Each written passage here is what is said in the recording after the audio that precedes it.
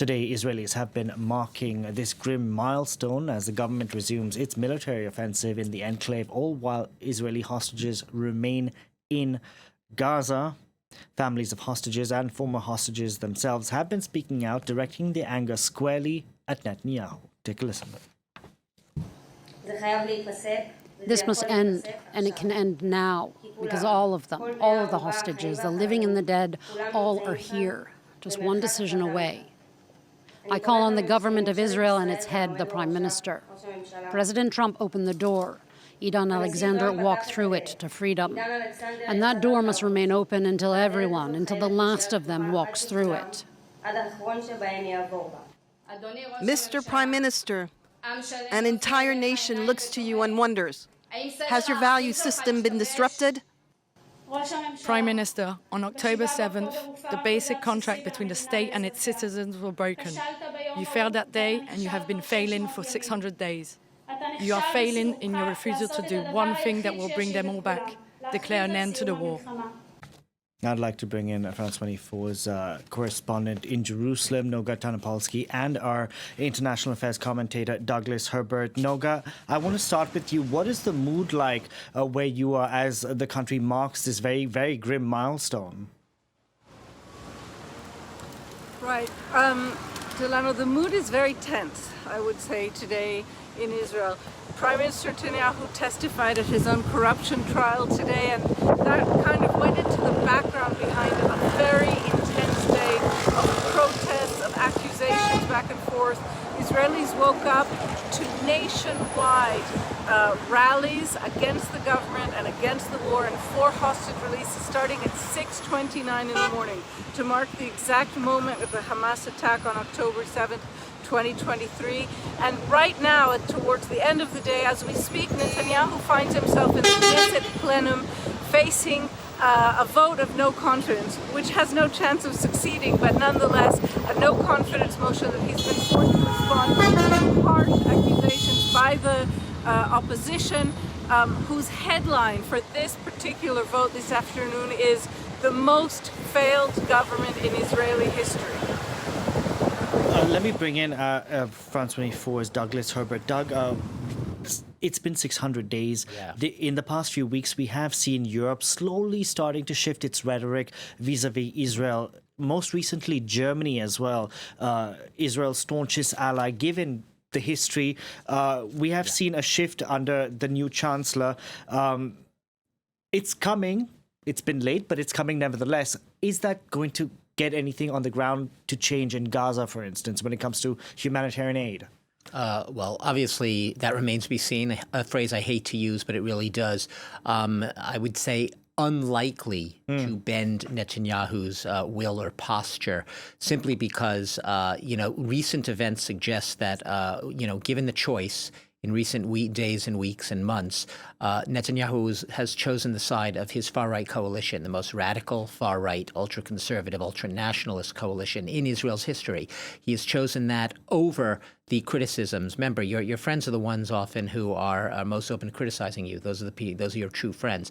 But he has tended to shut them out and even criticize them. We even saw recently in the case of Netanyahu, with the tragic shooting of the two workers, the 2 employees of the Israeli embassy in Washington, he basically, blamed Israel's critics, essentially pointing the finger at Europe, at European leaders, for fostering that type of violence and for almost making that type of murder possible. So we see Netanyahu very much hunkered down in his own, what many of his critics would call a very narrow, very insular, and very stubborn worldview, unwilling to budge. But look, it is true. Noga could talk about, obviously, and she was, the mood within Israel, where I will also note that a majority of Israeli public opinion, despite everything, still does remain in favor of the war and the objectives, of the war, even as they press for the hostages' release. Israeli society, as we have reported consistently, has moved to the right, has become more nationalistic, they would say perhaps patriotic in recent years. But that aside, Israel's closest outside allies, when I say Germany, a country which for obvious reasons says it has a historic responsibility towards Israel. Even its new chancellor, Friedrich Merz, has said that in recent days that the suffering of civilians can no longer be justified. He's talking about Palestinian civilians, can no longer be justified as part of Israel's fight against Hamas. And he has also said that, despite that unique responsibility Germany feels towards Israel, when limits are crossed and humanitarian laws are clearly violated, as he thinks is now the case, Germany and the German chancellor, he's speaking about himself, have to speak up. They have an obligation to speak up. What he is trying to do is what many critics of the way Benjamin Netanyahu and his government and the IDF has conducted this war, they're trying to distinguish between criticizing a government's conduct of a war that they see as out of control and disproportionate, and their criticism of either Israel as a state, its right to be a state, or even worse, going into anti-Semitism. He's trying to separate an issue that a lot of Israel's defenders tend to conflate. And that has been the pattern, right? When you criticize Israel, the connection is necessarily often you are anti-Semitic, you are being anti-Jewish. And that has been perhaps the biggest problem of those who try to raise criticism of Israel, and specifically of this government's conduct of the war. How do you do that? It's always been very taboo to do that with Israel. Donald Trump has lost patience with Netanyahu as well, has sidelined him recently. Does that mean U.S. policy on Israel is going to change, you asked me? Probably not. Its military and financial aid to Israel remains unchanged. No sign that that's going to change now or in the immediate future. Noga, let me bring you in again, because you said that it's been a tense day today as the country marks 600 days since those Hamas attacks. Internally, we have seen political divisions start to emerge and grow stark, even from former prime ministers, whether it's talking about the terminology of what is going on in Gaza. Things like ethnic cleansing is being said openly. Last week, we had an Israeli politician who said no sane country kills babies as a hobby. This is becoming more prevalent, isn't it? It is, and I do have a slight quibble, I think. What we just heard from Doug, I don't remember at any time, certainly in the last 6 months, any poll showing a majority of Israelis want this war to continue. From what I know, more than 70% of Israelis consistently demand that this war end. Growing. And so when we hear former Prime Minister Ehud Olmert say that he believes Israel is committing war crimes, that is obviously not a widely accepted position. That's not popular in Israel. But the feeling that this war has gone on too long and must end is absolutely a majority position among most Israelis. You were mentioning one of the leaders of the opposition, not the parliamentary opposition, but Labour Party Chairman Yair Golan, who in a criticism of the Netanyahu government and of comments, really genocidal comments made by some of the ministers, saying, for example, that there are no innocent Gazans, that sort of comment, he said, no sane country kills babies for sport. That comment became very, very controversial, and he was forced to clarify that he wasn't referring to soldiers, but indeed to the government itself. The issue, though, is that as unpopular as Netanyahu personally is, and as unpopular as this government is, they still hold a majority, and it does seem like the more unpopular they get, the tighter they're holding onto power. We see that also in really a spate of anti-democratic legislation that this government is trying to pass through, controversial nominations that the Supreme Court has had to strike down, and so forth. Doug, let me bring you in again, because in June we have France that may be recognizing a Palestinian state. We're unsure. We haven't gotten any certainty or clarity from Paris, but this would be following in the footsteps of Spain and Ireland. Will this diplomatic move, if it happens, pressure Israel to do two things: to end the war and work towards a Palestinian, towards a two-state solution? There's no evidence to suggest, at least from where we stand today, that that another EU country coming on board and calling for a two-state solution is going to influence the behavior of Benjamin Netanyahu or lead to an inflection in his government's policy, which has been really absolutely the contrary of that right now. I mean, what we're seeing from today's policy is basically marching in lockstep with Donald Trump's original sort of suggestion.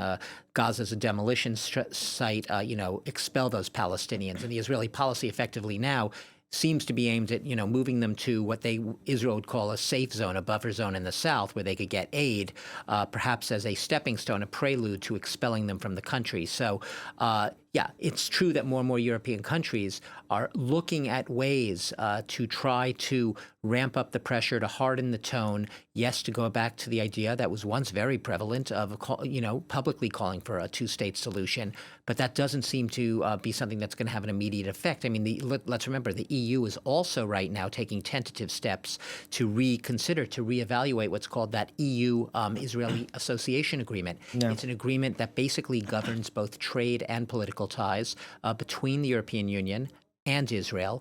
And that is something where, once again, there's not a harmonious voice. The EU is not talking in one voice when it comes to that. And several countries are likely to balk at any suggestion of dropping that trade agreement. So, yeah, we do see here and there efforts to try to turn what is a lot of indignation and outrage in various corners of Europe against what they're seeing in Israel's policy against Gaza, but translating that into concrete actions, and especially making those concrete actions translate into policy shifts or changes on the ground in Israel. That is a giant leap, and a leap right now that that doesn't look like is about to happen. Noga, final question to you. What are you hearing about this Gaza Humanitarian Foundation, which got up and running yesterday? Earlier today, they said they halted operations due to security issues. Now they're saying they're operational once again. Is this opaque organization another floating pier waiting to happen? Well, you're not the first person to make that suggestion. For now, it really does seem to be something of a fiasco, despite another statement by this previously unheard of group, the Gaza Humanitarian Foundation, saying that they're back and running. Today's the second day of operation, and it's the second day that they were forced to halt operations. And remember that this is just a pilot right now. This was a pilot supposed to give food to around 8,000 families. We're talking about 2 million Gazans. If this project even were to succeed in its wildest incarnation, it might be able to get food to 1 million Gazans. So I don't see any way of viewing this current effort to redirect the manner in which aid is distributed in Gaza as any sort of success. And I do want to mention the former Defense Minister Avigdor Lieberman today said explicitly that he is asking the Attorney General to open an investigation. He believes that this entire effort is a front for a subterfuge Israeli operation being run with Defense Ministry and Mossad funds. So that's also in the air. Just add to what Noga's saying, she used the word fiasco to describe this new operation, and it's sort of spot on, at least from also the viewpoint of UN and aid organizations. Yeah. They say that it flips the entire sort of design of what international aid and aid distribution is about to be on. It flips the whole idea of it on its head, in the sense that this is not bringing aid to where the needy people are, bringing aid to the people who most need it. It's actually telling the people who most need it to come to the aid, which is almost, the UN aid agency has formerly had hundreds of distribution points in Gaza. You're down to a handful right now. Even if they're going to ramp it up, it's still nothing on the scale of what the private agencies and the UN agencies were able to do before. And that said, it also exposes those who have to come to the aid themselves to a lot of dangers, and it also creates a situation in which those who are most vulnerable, the elderly, the sick, sometimes women and children who are left at home, those aren't the ones who are going to get the aid. They're often not able to come physically and get that aid. So it creates a situation where you have the youngest, the strongest, survival of the fittest when it comes to getting your aid and bringing it back to their families. And the whole point of aid in a war zone is you can be independent. An organization can be independent and distribute aid without impartially, and the head of the organization itself quit. So it's weird that it's continuing to roll out nonetheless. Thank you very much for that, Doug, and Noga Tarnopolsky.